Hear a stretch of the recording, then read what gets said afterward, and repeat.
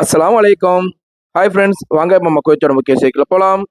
குவைத்தில சபால் அகமது பகுதியில ஒரு வீட்ல கள்ளச்சாராயம் காய்ச்சற மாதிரி ஒரு நியூஸ் வந்து குவைத்தில உள்ள காவல்துறையினருக்கு தெரிவிக்கப்பட்டிருக்கு.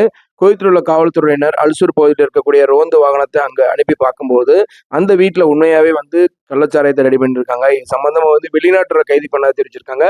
அவங்க எந்த நாட்டுக்காரங்கன்னு தெரிவிக்கல. இதுக்கப்புறமா என்னதான் வந்து தொழில்நுட்பம் நம்மளுக்கு ரொம்பவே யூஸ்ஃபுல்லா இருந்தாலும், இந்த ஏஐ என்று சொல்லக்கூடிய ஆர்டிஃபிஷியல் இன்டெலிஜென்ஸ்னால, இப்போ கடந்த 2 வாரத்துல மட்டும் கிட்டத்தட்ட 40,000க்கு மேல விதிமீறல் வந்து பதிவு செய்யப்பட்டுள்ளது. டிராஃபிக் விதிமீறல்கள். இது இன்னும் வரும் காலத்துல வந்து சின்ன சின்ன பிரச்சனை, அதாவது மேனுவலா வந்து ஆட்கள் செக் பண்றத விட, இது ரொம்பவே துல்லியமா செக் பண்ணுது. அதனால நீங்க இந்த சீட் பெல்ட் போடுறது, லேன் மாறி போறது, இல்ல அப்படின்னா ரெட் கிராஸ் பண்றது, இந்த மாதிரி எந்த வயலேஷன் இருந்தாலும் அத ஆட்டோமேட்டிக்கா பதிவு பண்ணி உங்களுக்கு ஃபைன் அனுப்பிரும். ரொம்பவே கேர்ஃபுல்லா இருங்க. குவைத்த பொறுத்தவரையுமே வந்து காலையில நேரத்துல அதிகப்படியான பனிமூட்டம் இருக்கு. வாகன ஓட்டிகள் ரொம்பவே கேர்ஃபுல்லா இருக்கிறது நல்லது.